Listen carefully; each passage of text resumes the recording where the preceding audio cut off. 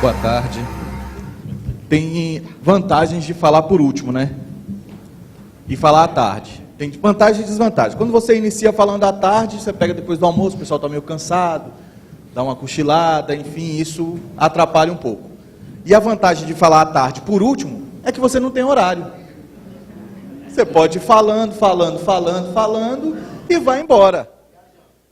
Aí a janta é uma outra história, né? Aí é outro processo. Agora, o professor Camargo fez algumas provocações aqui, eu ia pular essa parte, que eu montei aqui uma apresentação em dois momentos. Uma parte para a gente falar um pouco da conjuntura atual, para a gente entrar propriamente na reforma da Previdência, que seria o tema para a gente discutir aqui.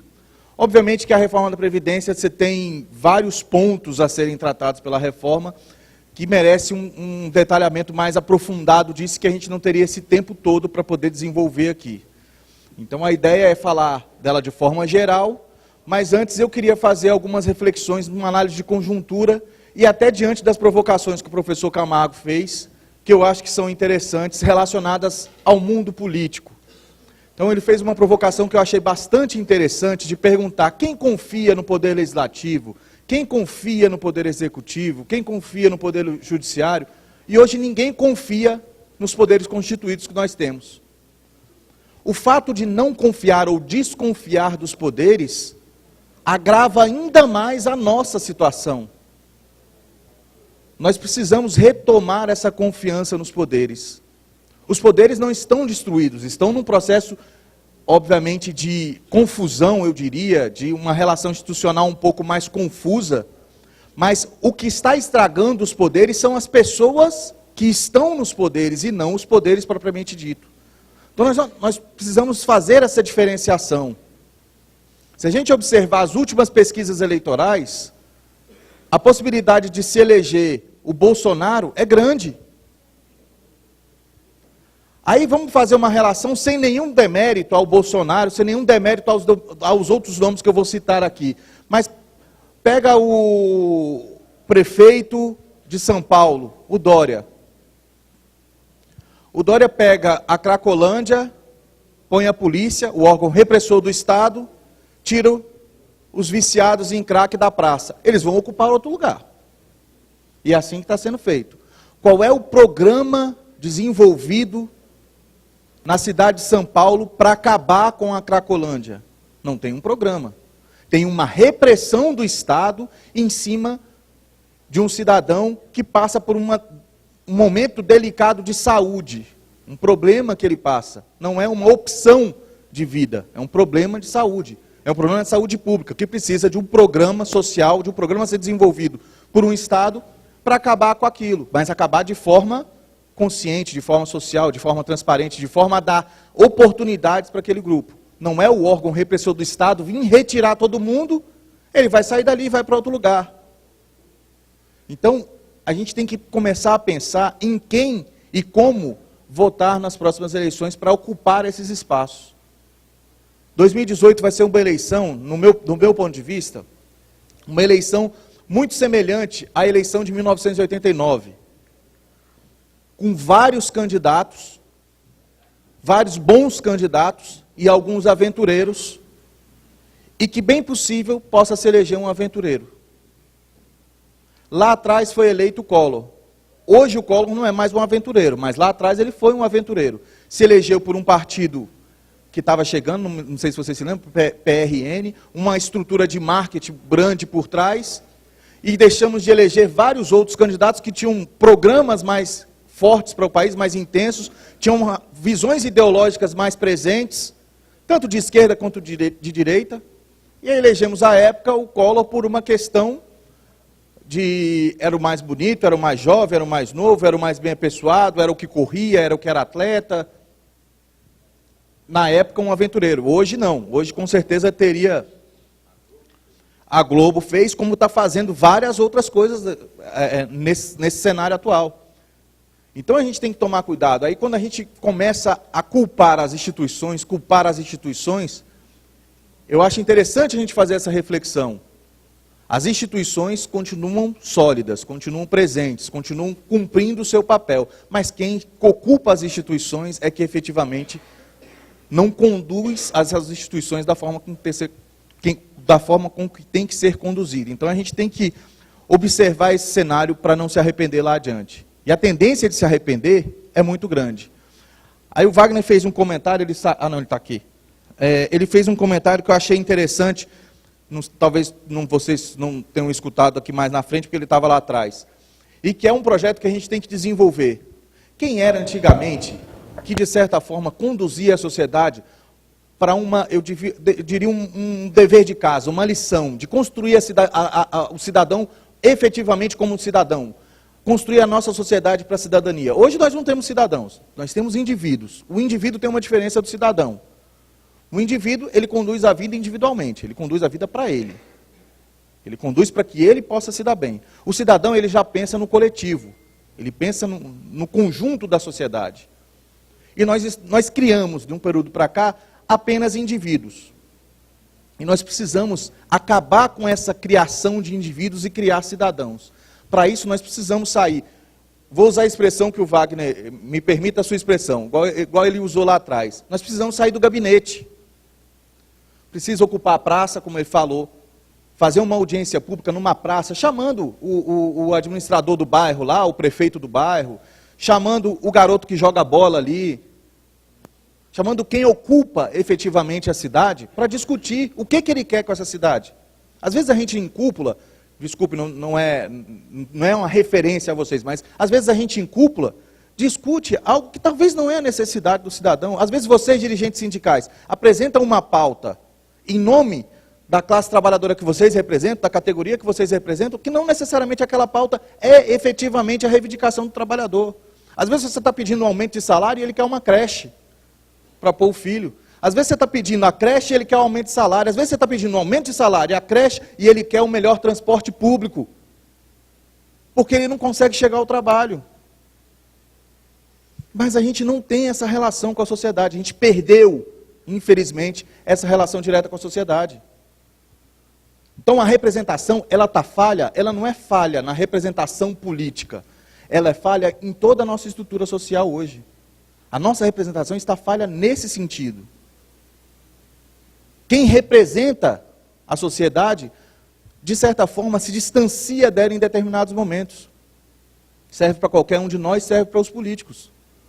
O político, ele se apresenta para a eleição, aí vai até o cidadão. Passou a eleição, ele sai de cena, vai para o seu gabinete, constrói a sua política, dali a 4 anos ele retorna para o cidadão de novo. E fica nesse ciclo. Pelo menos há 4 eleições, no mínimo, nós estamos nesse mesmo ciclo. E o cidadão não tem como chegar lá, porque ele precisa dar o cotidiano dele aqui, a vida dele está corrida, ele tem que trabalhar, ele tem que fazer suas coisas.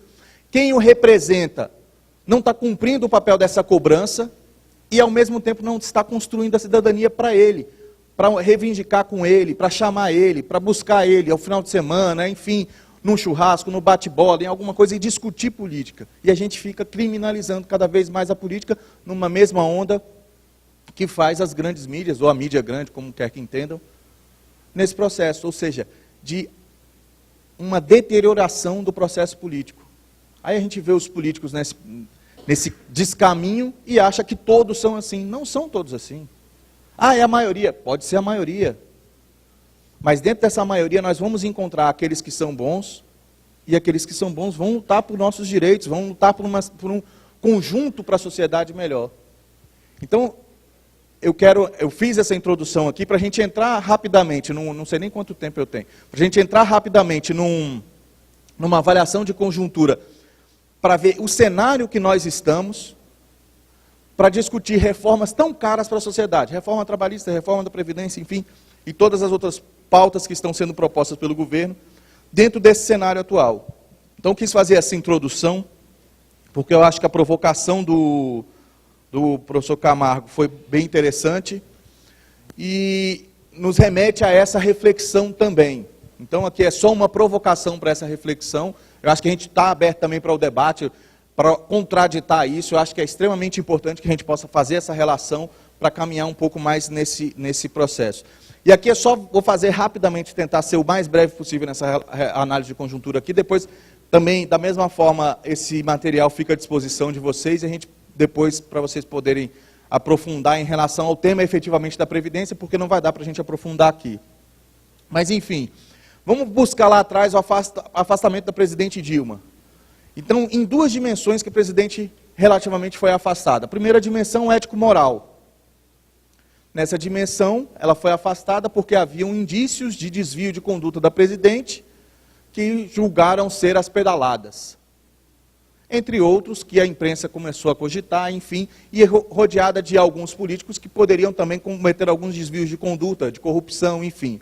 O outro lado seria o lado econômico-fiscal da presidente, que seria um lado mais intervencionista na economia, e que ideologicamente os setores da economia, ou o setor produtivo, seja ele industrial, rural, seja o setor financeiro, dentro dessa linha, não permite esse tipo de intervenção. E aí eu tenho alguns exemplos para dar. No primeiro mandato da presidente Dilma, no seu primeiro ano de mandato, ela teve uma intervenção direta no spread bancário dos bancos públicos, Caixa e Banco do Brasil, não sei se vocês lembram disso. Quando ela interfere no spread bancário, que diminui o spread desses bancos, os bancos diminuem o lucro, mas proporcionam para a sociedade juros mais baixos que a sociedade tem como recorrer para empréstimos. E os bancos, Banco do Brasil e Caixa, ele está mais ligado à população um pouco, diria, mais carente, e que busca esses juros mais baixos para poder solucionar alguns problemas meio caseiros ali, meio corriqueiros. Só que isso, automaticamente, fez com que bancos privados também tivessem que diminuir o seu spread bancário para se tornarem mais competitivos no mercado. Fazendo isso, diminui o lucro.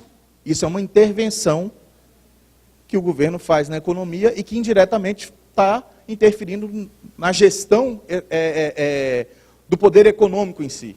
Isso tem uma visão ideológica que contradita com os setores, e isso fez com que também enfraquecesse a presidente em alguns casos, em alguns momentos.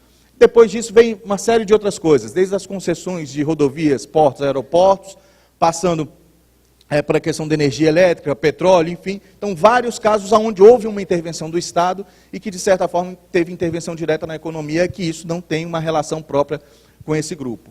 Com isso, os veículos de comunicação começam a trazer denúncias, incentivam, de certa forma, a população a tomar algumas atitudes em relação à presidente, e essas atitudes são o quê? São as manifestações, enfim, que levam o Congresso a impeachá-la. Então, há um cenário desenhado para que as coisas venham acontecendo. Há uma insatisfação, essa insatisfação não necessariamente estava no seio da sociedade, assim, naquele grupo que foram para as ruas, mas depois, obviamente que isso vem a ser percebido depois, mas num outro grupo que tinha sua diria, coordenação ou gestão política econômica interferida diretamente pela presidente. Isso causa constrangimento para eles, ou não necessariamente constrangimento, mas não é possível, e eles não querem mais essa condução. Aí vem o governo de Michel Temer, com uma outra linha. Qual é a linha que o governo Temer adota? Quem lembra do governo Temer antes do impeachment? Ele lançou um programa, ele como presidente do PMDB, à época vice-presidente da República e presidente do PMDB, Michel Temer, lançou o programa Ponte para o Futuro, que era um programa que o PMDB teria caso ele viesse a governar o país. O programa Ponte para o Futuro é tudo isso que está acontecendo. Basta pegar a Ponte para o Futuro, ou Travessia Social, que era o programa do PSDB, ler e observar o que está acontecendo hoje. É exatamente o que foi colocado naquele programa. Porém, aquele programa Ponte para o Futuro, como o Travessia Social, programa do PSDB, não foram discutidos nas eleições de 2014. A pauta que a sociedade discutiu no momento eleitoral era uma outra que não passava por essa pauta que está em debate hoje. Por isso, talvez, dos baixos níveis de popularidade ou de aceitação do governo Temer, porque não se viram essa pauta efetivamente discutida ou elaborada pela eleição de 2014. Aí entra o governo Temer, com quais características? Um governo que preza pela linha fiscalista e econômica, um governo com uma equipe econômica associada ao mercado, você tem vários nomes que estão associados ao mercado, vem as reformas trabalhistas e previdenciária, mas primeiro vem o teto de gasto. E aí por que eu ponho reforma trabalhista e previdenciária? A Zilmara falou sobre a reforma trabalhista hoje pela manhã. A gente precisa fazer um link entre essas reformas. E lá na frente eu vou mostrar qual é o link exato dentro da reforma trabalhista e da reforma previdenciária, para ver aonde o governo efetivamente quer chegar com isso. E produz também um teto de gastos. O teto de gasto limita o gasto do governo nas áreas sociais, desenvolvimento, saneamento. Esse limite de gasto vai fazer com que, vai forçar o governo a ter limites, por exemplo, com a Previdência, limites com gasto em educação, limite com gasto em saúde. Uma forte tendência a privatizar ainda mais esses setores, justamente por conta da PEC do teto de gasto. Aí, diante disso, nós temos uma nova gestão das empresas públicas, uma gestão bem mais voltada para o ambiente econômico, efetivamente, nesse cenário, e isso tende a fazer com que, por exemplo, Correios, se não privatizar, vai enxugar bastante os Correios, já tem programas de demissão voluntária, Caixa, Banco do Brasil, Embrapa, Embratur, enfim, todas as empresas públicas passam a ter uma nova gestão do seu negócio, e essa gestão do seu negócio fere efetivamente, em especial, a classe trabalhadora que ocupa esses órgãos. E a alteração nos marcos regulatórios. Aí a gente viu recentemente a do pré-sal, que é a do petróleo, mas mais adiante a gente vai ver alterações nos marcos regulatórios ambientais, nos marcos regulatórios Código de Mineração, por exemplo. Então, uma série de marcos vão ser alterados dentro desse processo por uma iniciativa do governo, por uma agenda que o governo propõe. Então, o governo propõe essa agenda e ele tem que fazer o quê? Para se manter no governo, tem que botar essa agenda para andar. A agenda econômica proposta pelo governo, ela nada mais é do que um reflexo do que o setor patronal quer, o setor de investimentos quer. Para isso, ele precisa apresentar essa agenda, que é a fatura que ele está pagando do impeachment que ele teve o apoio desse grupo. Então, ele tem que ter essa relação. E aí, qual é a manutenção dele no governo, ou o que garante ele ficar no governo? Primeiro, o PSDB continuar na base. O PSDB continuar na base é um fator principal para que o Temer continue também no governo. A continuidade das reformas, ou seja, que as reformas possam ser aprovadas. Para quê? Para dar a resposta necessária para o setor patronal, para o setor empresarial, e esse setor está contento dessas reformas, continuar dando o apoio necessário para que ele se mantenha no governo. O apoio, quando eu falo, é o apoio político. Caso essas coisas não passem, e vão puxar o tapete, é bem possível que ele vá cair.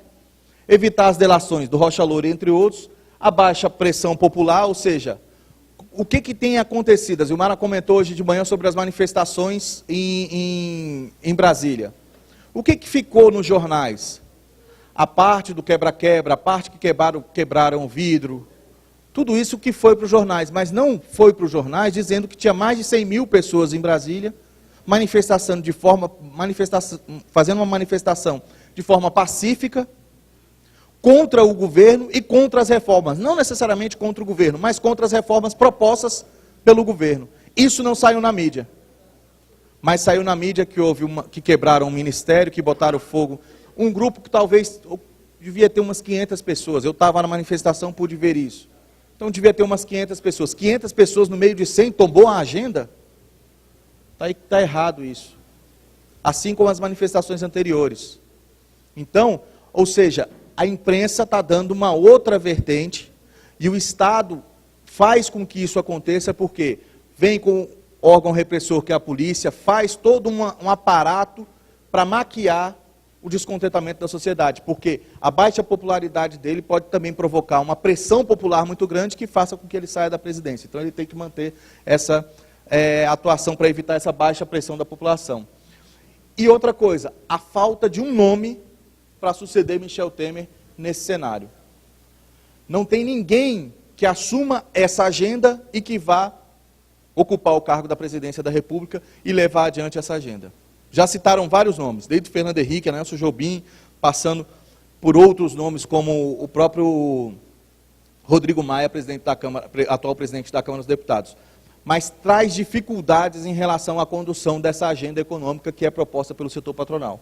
Então, essas dificuldades fazem com que o governo Michel Temer permaneça, de certa forma, no cargo. Então isso é um dos pontos, esses são alguns dos pontos que fazem com que ele permaneça. E aí a gente vem para uma crise institucional, que é o legislativo, o executivo e o judiciário. E aí, como o professor Camargo falou aqui, há uma crise nesse setor? Há uma crise institucional. Se a gente observar bem, os dois primeiros, legislativo e executivo, são poderes políticos. São poderes que são efetivamente ou necessariamente, essencialmente políticos. O Poder Judiciário viria, em tese, para mediar a relação política extrema entre os dois. A Constituição diz que os poderes são harmônicos entre si, independentes, mas harmônicos entre si. Eles estão independentes demais e nenhum tipo de harmonia entre eles. O Judiciário viria, em tese, para mediar esses dois poderes políticos mais fortes, que seria o Legislativo e o Executivo, para mediar aqueles excessos que eles poderiam provocar nesse cenário. E ele está sendo mais um ator político dentro desse processo, por isso da crise institucional hoje. Então, quando o Legislativo não faz alguma lei que possa regular algum setor da sociedade, o Judiciário julga e tem aquilo como regra na ausência daquela lei. O Executivo envia uma medida provisória para ter efeito imediato de lei. E por aí vai construindo as políticas públicas, sem que a sociedade, aonde ela tem o seu canal de discussão, o seu canal de relação mais forte, que é no Poder Legislativo, tenha uma participação mais direta.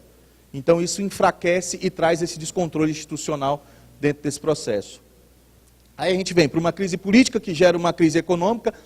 Você, com a crise política efetivamente em andamento, você não consegue dar fim à crise econômica. Isso você traz, agrava ainda o processo de representação dentro dos partidos. A gente vê, a Dilma tinha uma base bem sólida. Essa base migrou toda para o Temer.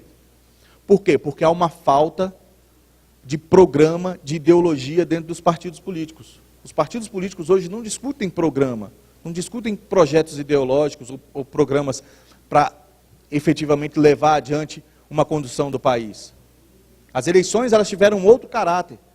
Um caráter de, se esse partido tem mais tempo de TV, eu vou me aliar a ele. Se esse partido tem dinheiro para dar para a minha campanha, eu vou me aliar a ele.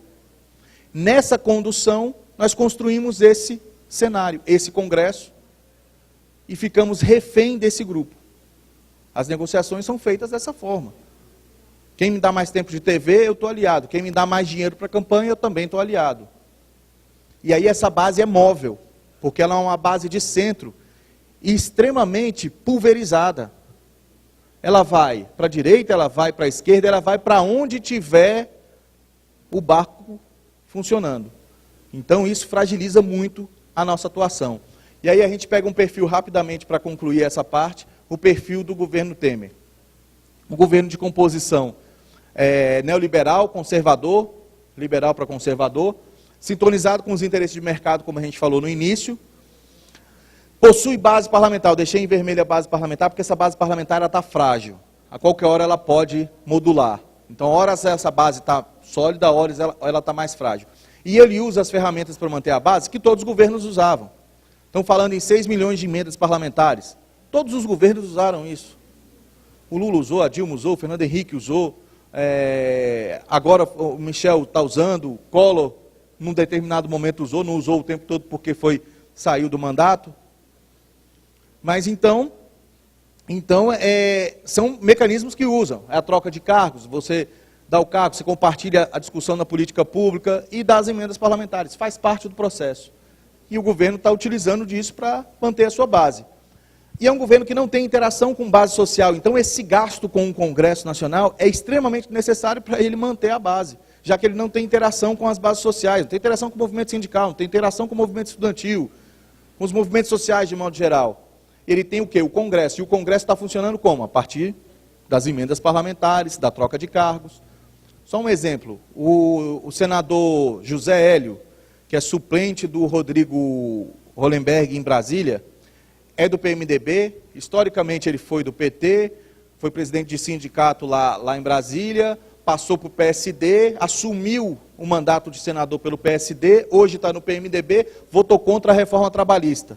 Ele tinha uma série de cargos no governo, hoje está sem nenhum, porque votou contra a reforma trabalhista. Então ele votou ontem contra a reforma trabalhista, hoje saiu retirando no Diário Oficial o nome dos cargos de todos os nomes que ele indicou.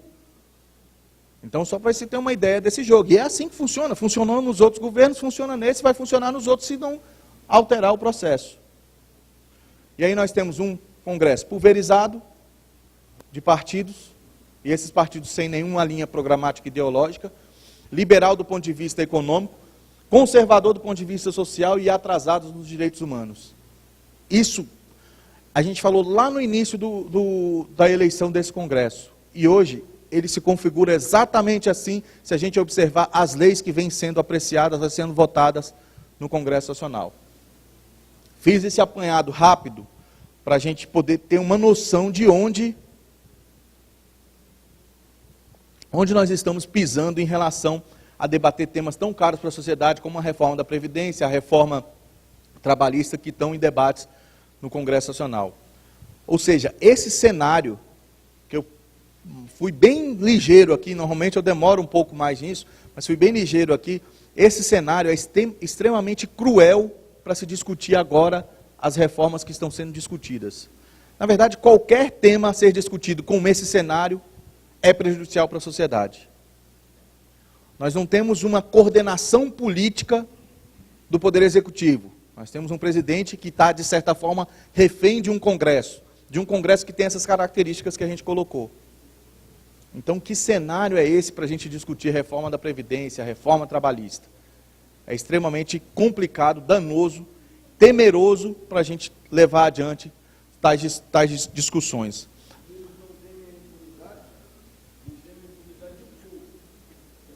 Olha só, é interessante a sua pergunta.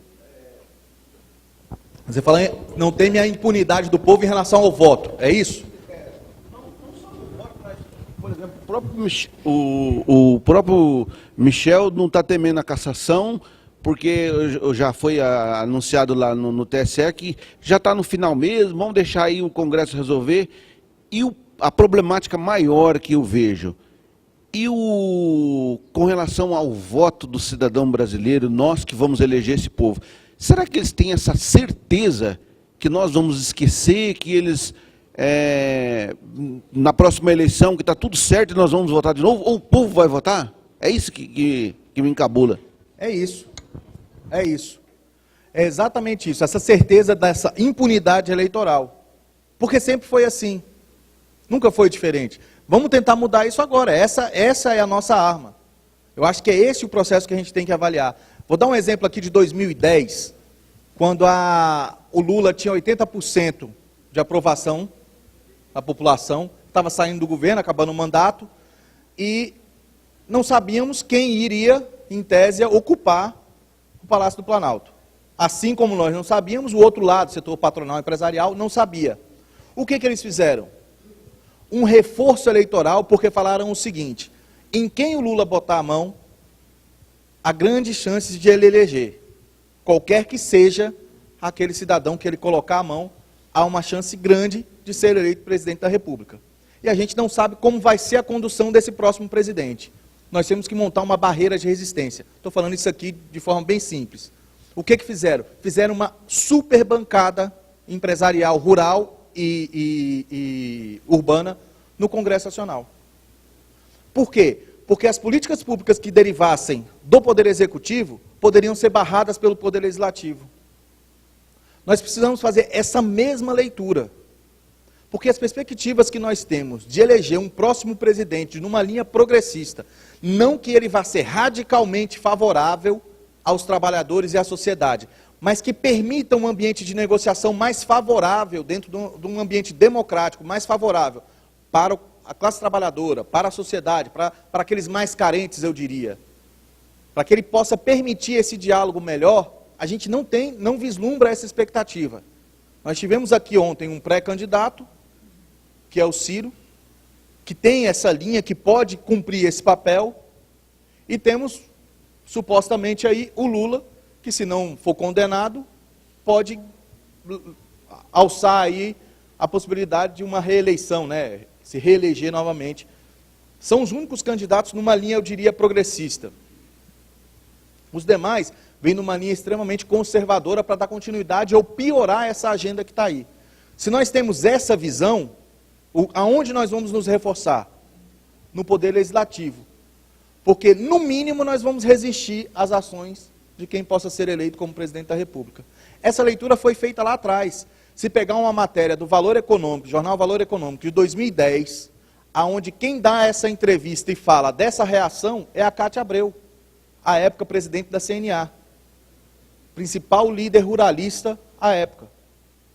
Então, houve um entendimento de que nós não vamos conseguir vislumbrar, nós não temos esse nome para ocupar a presidência da República. Nós não sabemos quem vai ocupar, vamos ocupar um outro espaço, onde eu posso fazer um tipo de resistência ou provocar um diálogo a partir dali, porque eu vou ter uma bancada reforçada.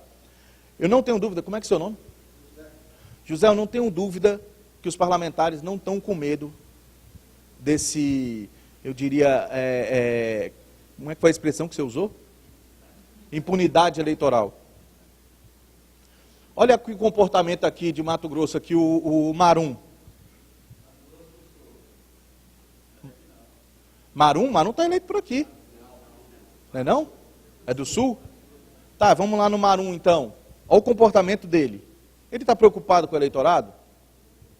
Rogério Marinho, vão lá para o Rio Grande do Norte.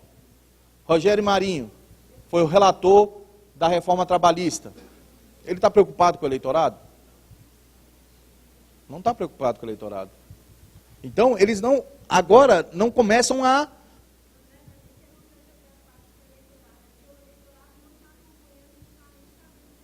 Por isso que ele não está preocupado, né? Peraí, André, bom, você é figurinha aí de muito tempo aí na CNTC, a gente tem acompanhado o seu trabalho e o teu conhecimento nas palestras que você fala. Mas eu fico preocupado com essa situação, André, porque os políticos que estão lá, eles não são diferentes da sociedade, eles são fruto da sociedade. E nós temos uma sociedade corrupta. A sociedade em si, o eleitor, ele é corrupto tanto igual aos políticos que estão lá. Temos que fazer essa avaliação e essa autocrítica. Porque no momento que o político vai pedir um voto do eleitor, primeiramente ele quer saber o que é que ele vai ganhar. O que que eu vou ganhar com isso? Cabe nós, como sociedade, que tem um entendimento diferente, que não pode ser assim, tentar mudar esse quadro, porque senão vai continuar. E eles votam essas pauta bomba no Congresso Nacional a favor do governo, porque eles estão sendo beneficiados e eles apostam na certeza da impunidade na boca da urna. Agora, o Marum em Mato Grosso do Sul não se elege nem para presidente de bairro. Nós estamos fazendo um trabalho muito forte, com pirulito, com panfletagem, com outdoor, em todo o Mato Grosso do Sul, levando a sociedade para eles conhecer quem é o Marum. E nós vamos trabalhar continuamente nisso. Com os senadores que votaram agora contra a gente também, a Simone e o Moca, vamos levar ele também para o paredão.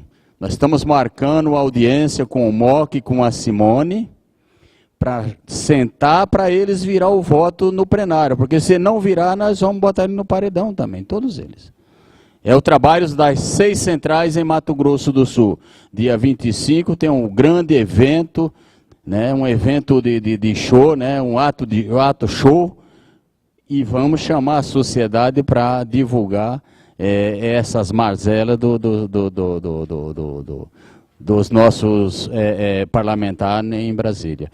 Mas assim, nessa questão aí, eles também não estão preocupados. Hoje, é inversão, não é o governo hoje que está muito interessado. Se o Temer cair hoje, as reformas não param. Porque isso declarou o PSDB, PMDB e os partidos aliados que não é a presidência da República que vai fazer, mas sim o Congresso Nacional.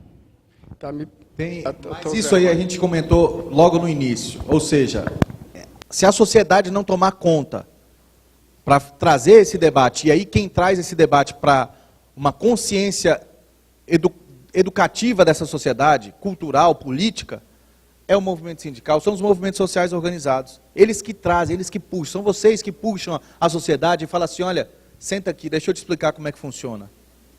Essa conscientização não tem hoje porque houve esse distanciamento. Pode.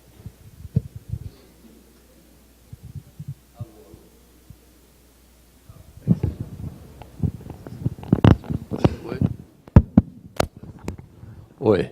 Ô, André, eu estou vendo uma situação que, como o companheiro falou ali, ele no Mato Grosso do Sul está fazendo um trabalho de conscientização, né, para na votação a gente poder mudar o quadro de congressistas. No Rio de Janeiro, eu sou do Rio de Janeiro, a gente vem fazendo esse trabalho também.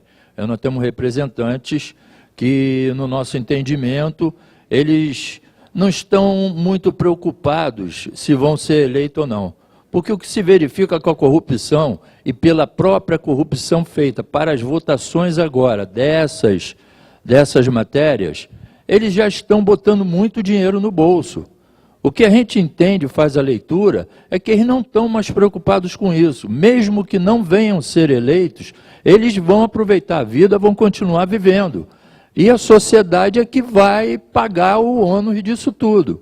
Agora, como que se pode realmente modificar? Porque trabalho para conscientizar eleitor, eu acredito que a gente vem fazendo. Agora, mudar a vontade, a atuação dos parlamentares, desses votantes, nessas propostas canalhas que eles estão fazendo, só tem uma coisa, é mais moeda de negociação com os empresários que vão continuar bancando a vida boa deles. Deixa eu só fazer duas ponderações aqui. Com relação aos parlamentares, eles não estão preocupados com a reeleição. Estão por duas características. Uma é o poder. Isso é uma vaidade natural de qualquer ser humano, o poder. A outra é o foro privilegiado. O foro privilegiado hoje é um dos principais pontos discutidos na reeleição dos parlamentares que estão envolvidos nesse processo. Por que não foram lá atrás resgatar problemas lá passados dessas campanhas? Porque há uma prescrição natural de 5 anos pela lei. Então, imagine que agora, tendo o foro privilegiado e entrando na linha, ele corre o risco de prescrever e ele não ter mais a sua condenação. Então há, dentro desse cenário, esse desenho na cabeça do parlamentar. Quando ele começar a se sentir fragilizado para o seu mandato, perdendo o foro privilegiado e perdendo o poder, que é onde ele tem como se relacionar, aí isso começa a ele abrir os olhos. Aí fica mais preocupante para ele. Bater mais nisso, sem dúvida. E uma outra coisa, que aí eu queria fazer uma reflexão. Talvez o Rio tenha características diferentes. É um estado que tem mais, eu diria uma ação popular mais efetiva em alguns pontos. Então talvez você tenha razão em falar que está comunicando com a sociedade. Mas eu volto à fala do Wagner no início. A gente tem feito reuniões em praça pública, a gente tem feito reuniões em parque, sei lá, aonde quer que seja, para chamar a sociedade, para expor para a sociedade determinadas coisas. Pois é, no Rio, alguns pontos eu já vi realmente. Recentemente eu tive, por uma outra entidade, eu e a Zilmara, numa audiência pública no interior de Santa Catarina, onde reuniu a população. Fez uma reunião de manhã como se fosse uma reunião dessa, e à tarde uma audiência pública reunindo a sociedade, chamando. Eu achei que não ia vir ninguém, porque eu imaginei, bom, uma reunião, audiência pública chamando a sociedade efetivamente, era o representante do bairro tal, era o fulano que era estudante, era o Beltrano que era do Sem Terra, era o outro que estava passando na rua e viu que tinha uma audiência. De repente, estava rodeado de gente, todo mundo questionando, perguntando, atento. Ou seja, a população também está carente disso. Então nós precisamos retomar desse sentido. Eu acho que esse é um ponto. E aí esse prejuízo eleitoral eles vão calcular mais adiante, quando vê que isso realmente está tomando fôlego. Por enquanto, eles não veem esse prejuízo. Por enquanto, eles não estão observando que há um prejuízo efetivo para eles. Que antigamente eles se reelegiam de qualquer forma. Me permita um complemento daquela fala inicial, doutor André. Eu reproduzo aqui, na verdade, a colega saiu, a fala da Cristiane. Nós tivemos uma negociação muito dura com o governo do Estado de Mato Grosso, ano passado, na questão da recomposição geral dos servidores. Nós terminamos a negociação depois de uma greve de 30 dias, com a Assembleia Legislativa empurrando o goela abaixo, a gente invadindo a Assembleia durante os últimos 10 dias. Ok, aprovaram a lei, e agora esse ano a gente voltou à discussão, e ela, numa das reuniões, ela colocou isso. Ela falou assim: por que os deputados vão temer a gente? Se depois da negociação nós não fizemos nada, nós não espalhamos outdoors, nós não fizemos notas públicas pagas nos jornais, nós não fomos para a praça pública, nós não convocamos novas assembleias para esclarecer a sacanagem que foi feita pelos deputados, nós não fizemos nada disso. Então por que eles vão nos temer? Pegando esse gancho, eu conversei com a Diane, a gente muito incomodado, adoecendo, como estão vendo, eu estou adoecido desde quarta-feira passada e a gripe não para. A gente está cansado, exaurido, desgastado, e a gente conversando recentemente a respeito disso, e chamamos o Luciênio, do Derivado de Petróleo, que esteve em Cáceres, amanhã ele está aqui conosco. É um cara muito envolvido com os bairros, com associações de bairro, é um militante político ali, bastante importante para a nossa central, inclusive. E ele me falou isso, falou: Wagner, você quer ir para o bairro conversar, cara? Você tem que conversar com o presidente da associação do bairro. É ele que vai levar 200, 300, 400 pessoas lá na praça para conversar contigo, lá na feira. Você chama essas pessoas, a gente fecha uma rua, eu faço isso em 5, 6 bairros para você. Só que o tempo tem nos faltado. Então, as pessoas precisam compreender que vocês se colocaram como dirigentes num momento extremamente delicado da nossa nação. Extremamente delicado. E a gente, para se pôr... mas o cara não vem. Não interessa. Faça a tua parte como dirigente. Você se pôs como dirigente. É tua obrigação, neste momento, esclarecer aos trabalhadores, esclarecer aos servidores, esclarecer à população. Se não está satisfeito com o momento e com o seu trabalho, peça para sair.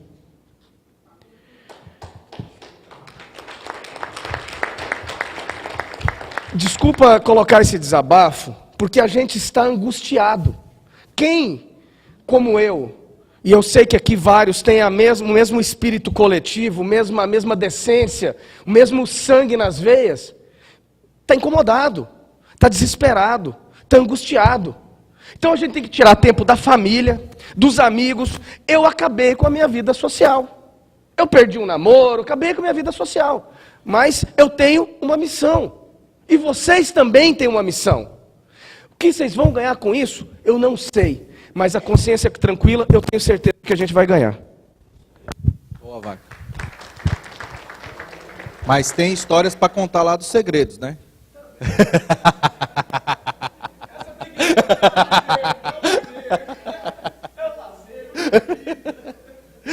Brincadeira, vai, brincadeira. Bom, gente, aqui voltando agora a um tema... tentando entrar aqui no tema da Previdência, para a gente finalizar a nossa parte aqui, pegar...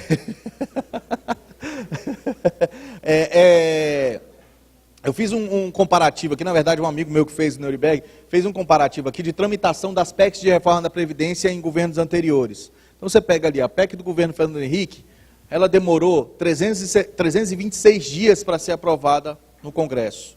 A PEC do Lula demorou 87 dias. A PEC do Temer está aí já tem pelo menos 6 meses de tramitação. Não chega a 6 meses ainda, mas chega a 6 meses de tramitação já e tende a talvez não ser aprovada por esse semestre, vai seguir pelo outro para a tentativa de ser aprovada. Depois esse quadro aqui tem os detalhes de quando foi votado em cada comissão, enfim, depois vocês darem uma olhada. Agora é interessante a gente observar esse outro quadro, é o ambiente de cada um. Ou seja, você tem os eixos. No contexto político, era extremamente desfavorável para o Fernando Henrique a votação da PEC da Previdência. Mesmo assim, ele conseguiu aprovar. Para o Lula, o ambiente já era um pouco mais favorável, porque ele vinha numa reeleição, numa relação com o eleitor muito mais próximo, ele tinha sido eleito e com uma força eleitoral muito grande. E além de ter uma composição no Congresso que poderia, num determinado momento, ajudar. Apesar que essa composição do Congresso dele, no primeiro momento, não era tão avassaladora, mas ele conseguiu fazer. Com outro detalhe que eu vou comentar mais abaixo. A do Temer vem num ambiente extremamente desfavorável. Também vou comentar mais abaixo. Aí vem amplitude da reforma. No caso do FHC era público e privado. No caso do Lula era só público. Então ele tinha ainda uma facilidade para a sociedade. De um modo geral, os servidores públicos gozavam de vários direitos e que poderiam ser sacrificados com uma reforma da Previdência naquele momento. Então isso não afeta tanto o governo. No caso do Lula, teve esse cenário. E logo no primeiro ano de mandato do presidente. E esse primeiro ano tem um simbolismo aí. Ele precisava aprovar a reforma da Previdência para indicar para os setores internacionais, investidores internacionais, que ele não seria um Lula radical. Então ele tomou a atitude de apresentar uma reforma da Previdência que atingia parte da sociedade, que seriam os servidores públicos. No caso do Temer, também atinge público e privado. Aí no mandato, todos no início. O Temer na metade do seu mandato, ou na metade, na verdade, do mandato que seria um mandato da chapa. Então, ou seja, no meio de um mandato, num processo que vem de desgaste de um impeachment, ele apresenta uma pauta tão perigosa que é a pauta da Previdência. E aí aqui são alguns gráficos de base. Essa base hoje está oscilando muito, então não vou me conter muito a base. A base está oscilando. Aí agora vem a reforma propriamente dita. Quais são os pontos dessa reforma? Primeiro, a reforma atinge os 3 pilares principais da Previdência. É a idade, a contribuição e o benefício. Como é que atinge esses processos? Aumenta a idade, aumenta o tempo de contribuição, para, consequentemente, diminuir o benefício. Então, valor, e diminuir o que você vai receber. Diminui o que vai receber. Então, ela afeta esses pilares da Previdência, para, em tese, distensionar esse cofre do governo. Não teria outro mecanismo para tentar esse suposto déficit que existe da Previdência? Não teria outro mecanismo para suportar ou para realinhar esse déficit previdenciário? Mais adiante a gente vai ver que tem. Aí unifica as regras para o regime próprio e regime geral, ou seja, servidores e seletistas. Ele não acaba com o regime próprio, mas põe as mesmas regras para que os servidores possam também ingressar na aposentadoria. Aí trata das aposentadorias especiais, os professores, os policiais, exceto os militares e bombeiros. Então tem uma exceção aí, que a sociedade começa a se irritar também com essas exceções que existem. Então vem nesse processo. Enfim, acaba com o benefício de prestação continuada, busca constitucionalizar a lei que foi lá da medida provisória 664 e 665, não sei se vocês se lembram dessas medidas provisórias, que trataram parte delas do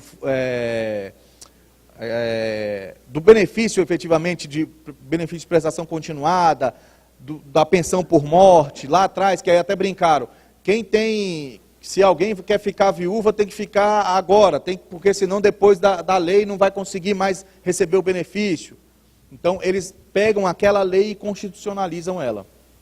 E aí você tem aqui, então, instituição da idade mínima, a PEC, ela vem com a idade de 65 para homens e para mulheres.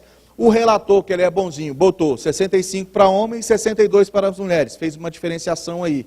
Aumenta o tempo de contribuição de 15 para 20, então já há um aumento no tempo de contribuição. E aí é importante depois a gente observar nesse tempo de contribuição, que nós temos aqui em média, nós temos aqui em média, pelo tempo de contribuição, a gente não consegue se aposentar com 25 anos de contribuição.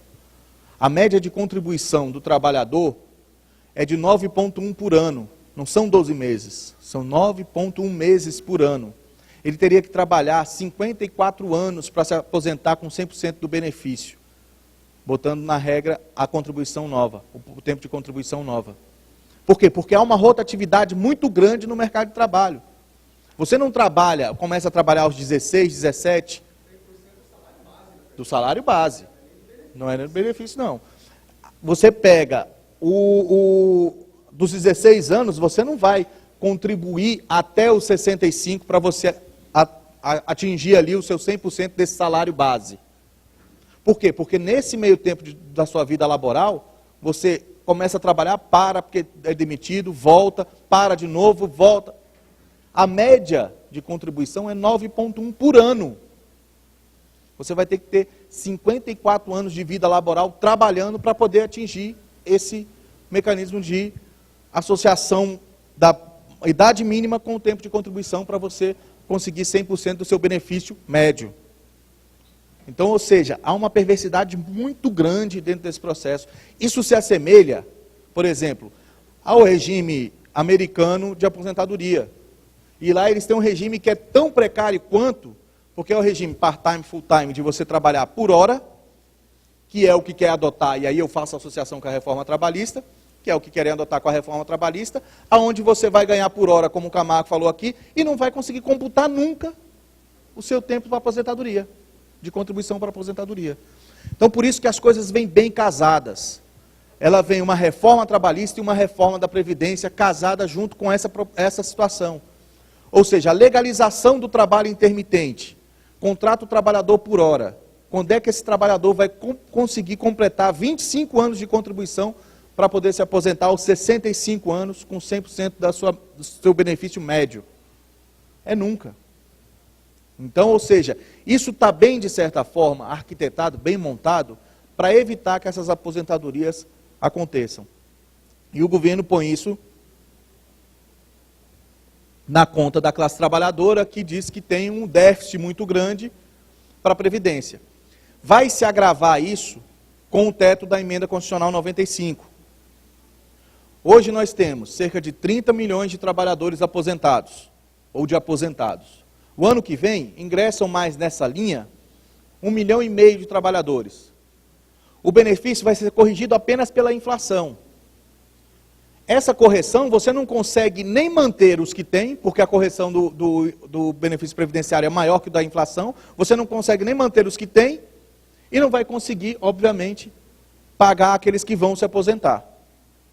Então, essa bola vai cada vez aumentando. O bolo vai ficando cada vez maior e com pouco recurso. Então, a tendência de fazer uma reforma da Previdência agora é para tentar equacionar isso, já que eles buscam essa forma de fazer reforma para equacionar, e futuramente fazer uma nova. Porque já avaliam, os setores da economia já avaliam que essa reforma não será suficiente para conter os cofres da Previdência. Lá na frente a gente vai ver um pouco mais disso. O cálculo do benefício a partir da regra permanente. Você atingiu 65 anos, você tem 70% do seu benefício. A cada ano, aí na tabelinha fica mais fácil da gente observar. A cada 2 anos, você vai acrescentar 1 ano e meio. Até quando você tem seus 30 anos. De 25 a 30, 1 ano e meio. Então você vai acrescentar 1 ano e meio. Até isso chegar aos 40 anos de contribuição.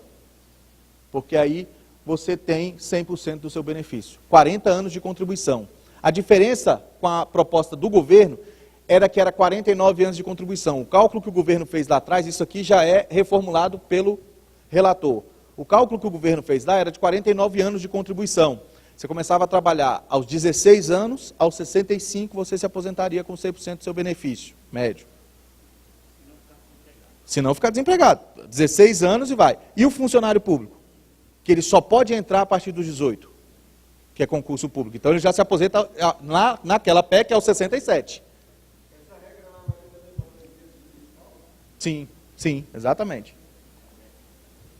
Então, aqui ele fez uma média para tentar diminuir esse tempo de contribuição, por isso que ele traz essa média de 1,5%, 2% e 2,5%. E aí escalonado com o tempo de idade, mas ele finda com 40 anos de contribuição. Aí vem a regra de transição. Aí você tem um pedágio que você paga dentro dessa regra de transição, se você atingiu. E aí eu vou deixar isso aqui, que aí fica mais fácil para vocês terem uma leitura mais aproximada do que é, porque senão a gente toma muito tempo. Eu não sei como é que está o tempo aqui, Wagner, como é que é? Tem quanto tempo? 10 minutos ainda? Bom, aqui a gente tem uma média de para você tirar mais ou menos essa média da sua aposentadoria, você vai ver ali que você vai atingir, dentro dessa regra de transição, 55 anos de idade, por exemplo, e 35 de contribuição. Acrescente a esses 35 anos mais 30%, que é o pedágio que você vai pagar para você poder continuar trabalhando e se aposentar um pouco mais cedo. Mas isso vai se afunilando até chegar em 2038, todo mundo vai estar na mesma regra. Em 2038, todo mundo vai estar com a idade para mulher de 62 anos e para homem de 65 anos. Então a ideia é que isso progressivamente venha a chegar. No ano de 2038, todos vão estar com a idade mínima dos 65 anos para homens e 62 para mulheres, 62 para as mulheres e 25 anos de contribuição. Então a forma com que o pedágio foi construído, que eles chamam de pedágio, é justamente para dar esse salto até 2038, para aqueles que já estão em processo de possível aposentadoria, para não serem penalizados como era antes. A penalização antes era a 50 anos de idade. Então, quem estava com 49 e 11 meses ia ser penalizado. Toda aquela contribuição para trás ia ser esquecida. Então, eles buscaram flexibilizar a regra da transição para tentar fazer com que esses que estavam próximos à sua aposentadoria pudessem, através dessa regra de transição, ter essa aposentadoria um pouco mais maleável. Então, foi uma suavidade que deu dentro daquele processo mais rígido que foi apresentado pelo governo. Porém, essa suavidade também não é essa coisa toda. Tem uma outra coisinha que agrava aí, que eu até estava anotando aqui, que é a questão para os servidores públicos, em especial no que diz respeito à aposentadoria de atividade insalubre, aposentadoria especial. Alguns servidores, eles têm uma vida laboral naquela atividade insalubre, ou, enfim, que vai requerer sua aposentadoria especial em determinado momento, e chega um período, ele saiu daquela atividade, continua trabalhando no serviço público, mas saiu daquela atividade, mas aquele período é computado para efeito de aposentadoria mais cedo. Nesse caso, se você trabalhou num regime de aposentadoria especial, que é danoso à saúde, de risco, enfim, e saiu da sua atividade, você perdeu aquela contagem especial. Isso está nas entrelinhas da proposta.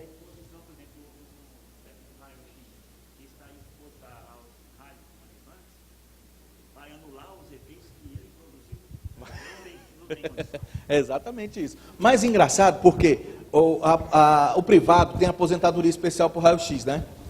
O público não tem. O público tem uma aposentadoria diferenciada, mas não é igual à do privado. Parece que o público é imune, né? Porque até tem 2 projetos tramitando no Congresso que tratam dessa aposentadoria especial, que nunca foram votados, que tratam dessa aposentadoria especial. Um dos questionamentos que a gente fazia para os parlamentares era, como é que o privado tem e o público não tem? O público é imune e o privado não? Então é mais ou menos nessa linha. Pode falar. Professor, eu tenho uma pergunta para lhe fazer. Eu tenho 2 associados no meu sindicato com uma aposentadoria por tempo de serviço encaminhado. Esse processo já está rolando, passou de 3 anos. Esse processo vai continuar valendo na regra antiga ou vai... Na regra antiga porque ele deu entrada. Ele já está valendo na regra antiga. Na regra antiga. Como ele deu entrada, aí o processo já foi dado, já foi startado, já iniciou. Então ele fica na regra antiga. Então aqueles que depois da promulgação da PEC derem entrada, aí vão submeter às regras atuais da PEC.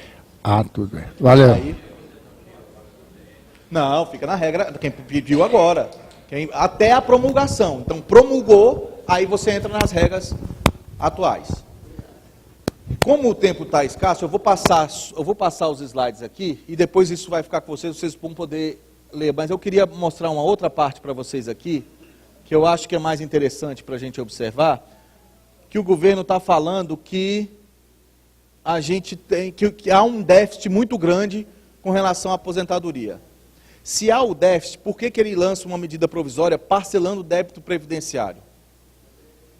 Por que ele está anistiando as prefeituras em relação ao seu benefício previdenciário? Porque ele precisa de apoio no Congresso e os prefeitos vão pressionar os seus deputados para votar a reforma da Previdência. Mas aí isso não arromba mais o cofre da Previdência? Claro que arromba.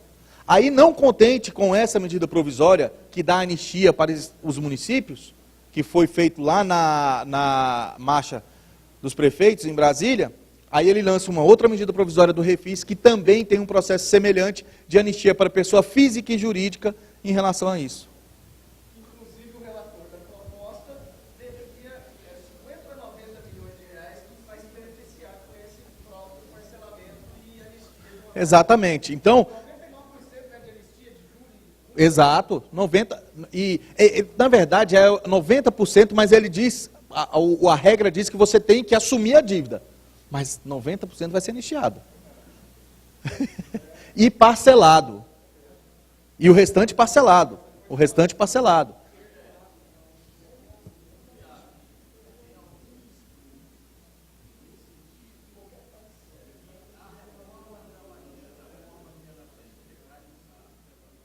O emprego. Ela não vai acabar de quebrar com a Previdência Social, porque vai diminuir os salários. Diminuindo os salários diminui a contribuição para a Previdência Social. O DIAP tem alguma coisa nesse Não, sentido? o DIEESE fez recentemente um estudo sobre isso, mas com o tempo, da forma com que está sendo feita a reforma trabalhista e a reforma previdenciária, com o tempo, aí eles equalizam esse cenário. Porque aí você vai ter menos aposentados nesse processo. O que vai ter, efetivamente, daqui a 10 anos, com a reforma trabalhista e previdenciária se aprovadas? O que nós vamos ter? Um grupo de trabalhadores idosos, quando eu falo idosos, desculpa a expressão, velhos com força, velhos mesmo, trabalhando sem direitos. Por quê? Ele não vai conseguir se aposentar. Não conseguindo se aposentar, ele vai ter que continuar trabalhando. Mesmo que ele venha a se aposentar, o benefício dele vai ser bem reduzido. Porque há umas pegadinhas ali, por exemplo, você faz o cálculo, antigamente você fazia o cálculo de 80% das suas contribuições, porque a sua idade laboral, no início, ela é com salário muito baixa. Quando você, para os mais antigos, começaram a trabalhar, era office boy, ganhava mínimo ou menos do mínimo. Imagine você pegar todas essas contribuições para fazer a sua soma de aposentadoria lá adiante. Ela vai reduzir. Então você tinha as 80 melhores contribuições do seu período laboral. Agora não, são 100% das contribuições. Então, isso automaticamente, só esse cálculo, ele já reduz e muito a sua aposentadoria. A tendência de você ter que contribuir por 25 anos, ter uma idade mínima de 65, afunila ainda mais esse processo. Então você não vai conseguir se aposentar com esse recurso. Como é que é feito, por exemplo, só para exemplificar em relação a isso, os Estados Unidos? Ele aposenta aos 65 anos. Aí ele ganha $1.200. O aluguel de uma kitnet afastada do centro de qualquer cidadezinha americana é $800. Então o cidadão não consegue sobreviver. Aí você vai, quando você anda pelos Estados Unidos, qualquer que seja o estado, você vê um grupo muito grande de trabalhadores idosos. É garçom idoso, é o senhorzinho que cuida do estacionamento, é botando na gândula do supermercado, mexendo. São vários setores que você vê. Até porque, para ele ter direito ao plano de saúde lá, ele tem que, já em geral, ele tem que estar trabalhando, né? Se ele estiver fora, ele não tem um plano de saúde público como o SUS, por exemplo. Digamos que o SUS seja um plano de saúde. Lá é seguro, né? Lá é um seguro-saúde, ele tem que estar trabalhando. Lá é seguro-saúde, seguro funeral, seguro... É seguro para tudo. É seguro tudo. odontológico. E só, assim, você está sendo muito otimista. O idoso trabalhando. A gente sabe que dificilmente o empregador vai contratar uma pessoa acima de 60 anos para desempenhar uma função. E dificilmente o empregador, por exemplo, vai ter condições de trabalhar numa profissão como movimentação de mercadoria acima de 60, 65 anos. Com um outro detalhe. Como? Aqui, a diferença dos outros países, na Europa, que fazem muita comparação, Europa, Estados Unidos, enfim, países que, em tese, são mais desenvolvidos dentro desse processo, houve, primeiro, uma organização social para que você tivesse sobrevida após determinado ano. Por exemplo, após os 65 anos. Você tem mobilidade urbana mais bem resolvida, você tem um atendimento médico, mesmo que privado, mas de certa forma que contempla os anseios da sociedade. Você tem educação de qualidade em alguns países, não no caso da americana especificamente, mas em alguns países europeus, uma segurança que te dá o próprio país em alguns quesitos sociais, de benefícios sociais, você tem em alguns países. Então isso foi solucionado num primeiro momento, para depois radicalizar num processo social de reforma de uma previdência. Aqui nós não temos esse processo. Nós temos precários atendimentos públicos, a nossa sociedade é desassistida do ponto de vista social, e nós vamos acabar com o mínimo de assistência social que ela tem, que é através de uma aposentadoria, ou de uma perspectiva de uma aposentadoria. Então essa é a tendência com a reforma da Previdência. E aí tem alguns estados que vão efetivamente, eu diria, à falência. O Neto estava, a gente estava num congresso lá em, congresso não, posse de um sindicato em João Pessoa, e a gente estava conversando com um deputado lá da região que falou o seguinte, que se a reforma da Previdência passar como estava antes, que não mudou muita coisa, mas como estava antes, o Estado da Paraíba entra em colapso econômico, porque 60% dos municípios só funcionam economicamente por causa do benefício previdenciário, que é uma transferência de renda direta para o cidadão que recebe a aposentadoria e movimenta a economia do município. 60% dos municípios não teriam mais esses recursos. Aí ele projeta para 5 e 10 anos um colapso econômico no Estado. Complementando, são os municípios abaixo de 50 mil pessoas, que corresponde o dinheiro que gira na economia local relativo a aposentadorias e pensões é maior do que o repasse do FPM do Estado para os municípios. É maior. Ou seja, a partir do momento que eu começo a achatar os salários de aposentados e pensionistas, não vinculando mais o aumento do salário mínimo ao aumento de pensões e aposentadorias, eu estou achatando a renda que gira no município. Eu estou matando os municípios aos poucos. Bom, só para a gente mais ou menos finalizar isso aqui, não necessariamente porque isso não, de certa forma não vai ter um fim, que a gente ainda pode continuar tentando discutir um pouco mais, só para a gente ter uma ideia de como isso poderia ter um outro caminho que não essa reforma da Previdência atingindo diretamente o cidadão, o trabalhador aposentado. A gente vê aqui as dívidas que a gente tem em relação à Previdência. Por exemplo, o déficit da Previdência, segundo dados do governo, é de 149,7 bilhões. Foi em 2016, 2015, salvo engano. O dado é oficial. Os devedores da Previdência, também um dado oficial, são 426,7 bilhões. Quase 3 vezes mais o déficit que é segundo o governo. Então, um mecanismo de fiscalização mais rígido, mais intenso, pode solucionar o problema de caixa da Previdência. Aí quem são os devedores? No caso aqui, os devedores mais antigos, empresas que já faliram. Varig, VASP, o antigo Banco do Ceará. Isso foi culpa da Zilmar. A TV Manchete. Todos esses são devedores da Previdência. E devedores de volume razoáveis. 3,713 bilhões a Varig, a VASP 1,683 bilhões. Ou seja, são números razoáveis. Aí vem os atuais. Olha quem está ali, a JBS, a Friboi, devendo 1,8 bilhão. A mineradora Vale, 275 milhões. A Caixa, 549 milhões. O Bradesco, 465 milhões. Banco do Brasil, 208. O Itaú Unibanco, 88. Aí pegue as justificativas desses devedores. Por que não pagaram? Por exemplo, a Friboi, por que não pagou? Por conta da burocracia do Estado, eles tentaram uma negociação e não conseguiram. Então não era melhor o Estado se reorganizar do ponto de vista da sua burocracia para receber esse recurso e evitar uma reforma que possa trazer prejuízo para a sociedade? Era muito mais simples. Em tese era muito mais simples, né?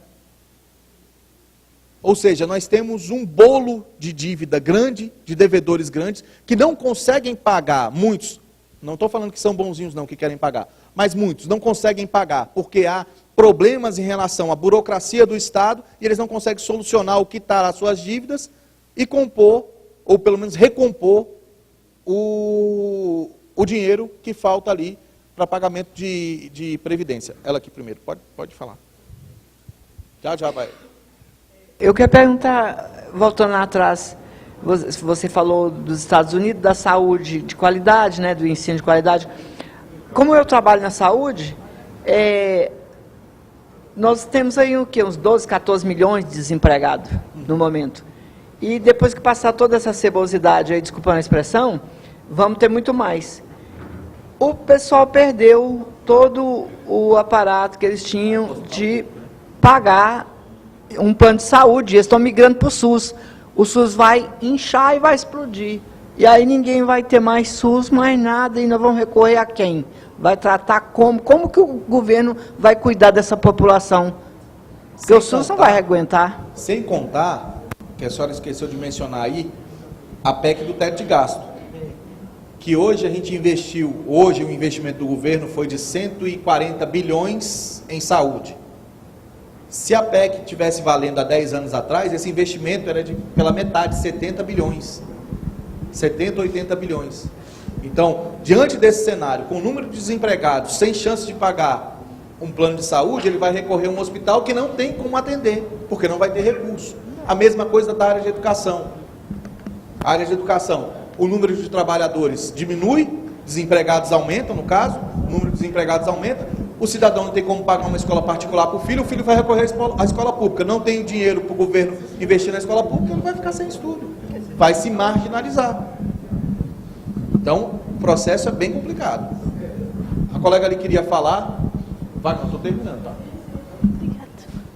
Só um pequeno comentário, um pouco atrasado com relação ao idoso, de ter que trabalhar até 65, 62 anos.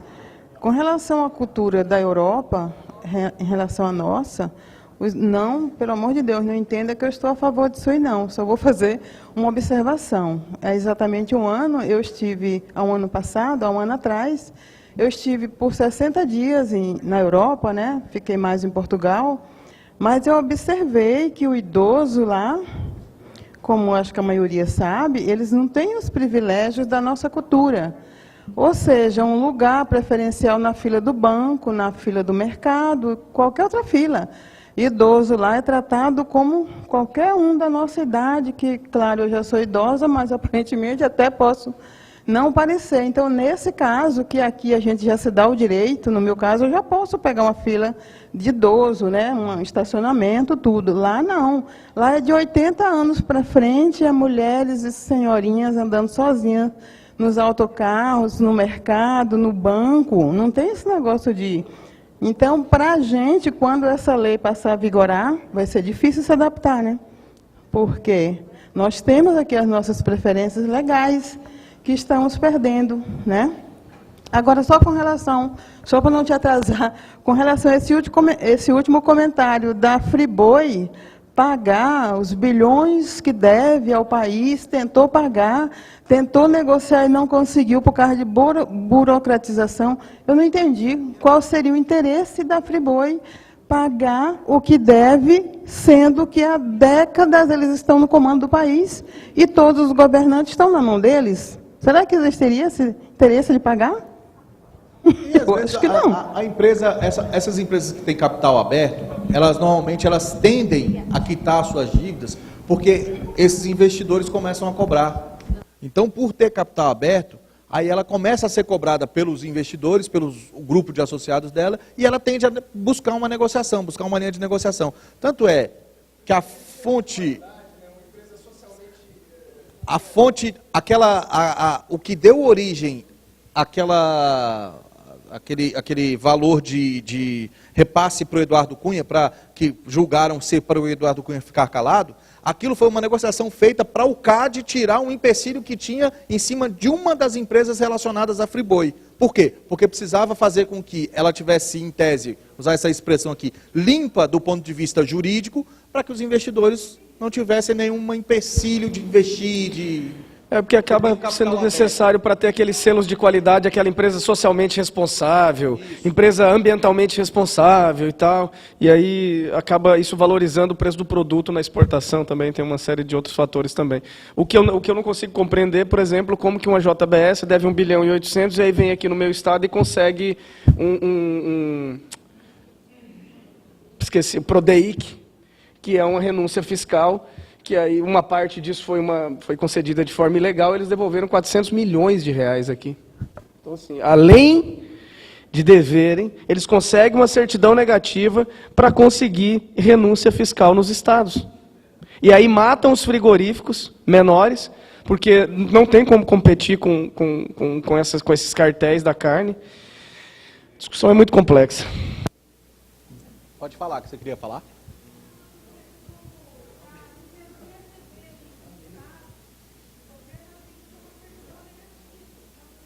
Seja isso o interesse da JBS Também. em quitar essa dívida. Também, né? Porque tinha interesse em pegar os empréstimos do BNDES, enfim. Também está relacionado a isso. Bom, gente, a ideia aqui era mais ou menos essa, de trazer um apanhado geral do cenário e de como a gente está em relação a esse debate das reformas, em especial a reforma da Previdência, no caso aqui que foi passado para que eu pudesse debater um pouco sobre esse tema. O material vai ficar aí. Tem um outro material que está na página do Diapo, que é um livro, foi escrito pelo Luiz Alberto dos Santos, que tem todo detalhado, questão por questão da reforma da Previdência, inclusive com as outras reformas, ele traz um histórico disso interessante. Isso está aberto na página, pode ser consultado também. Pelo tempo aqui, não dá para a gente aprofundar muito, né, nesse tema. Também é um tema complexo, chato de você ficar debatendo, isso é cansativo. Então eu recomendo que vocês possam pegar essas transparências, darem uma lida, darem uma olhada, observar essas publicações que eu falei, que aí já tem um apanhado bem mais substancial para que vocês possam debater isso, até com os parlamentares, para cobrar dos parlamentares uma atitude diferenciada dentro desse processo. E retomando aquele debate inicial, nós precisamos mudar o Congresso Nacional para resistir às ameaças que são futuras aos nossos direitos. Aqui as ameaças ainda estão, eu diria, brandas dentro desse processo. O que vem pela frente pode ser muito pior. E eu não quero ser o mensageiro da agonia aqui nesse sentido, mas lá atrás, em outras atividades, em outros eventos, talvez Zé Lucas deve lembrar disso, a gente comentando na CNTC, em outras atividades, a reforma trabalhista, eu falei o seguinte, a reforma que veio do governo Temer, que está todo mundo reclamando, nós vamos querer ela de volta. Hoje preferem a reforma do governo Temer do que a reforma elaborada pelo Rogério Marinho. A mesma coisa vai ser diante do próximo governo. Ulisses Guimarães já falava, né? Esse governo está ruim, espere o próximo. E nós precisamos fazer com que uma bancada, pelo menos voltada aos movimentos sociais, possa fazer algum tipo de resistência e discutir de forma mais ampla com a sociedade os temas que são caros para nós. Então fica aqui, eu acho que é um recado, acho que o Wagner aqui conduz nesse sentido. Então está de parabéns essa condução para esse debate se tornar cada vez mais público, aproximar cada vez mais a sociedade dessa interação, movimento sindical, movimento social, de forma geral, para que nós possamos fazer esse tipo de resistência. Caso contrário, a tendência é só piorar. E aí o Brasil que nós vamos deixar para nossos filhos e netos vai ser bem cruel, bem pior do que já está.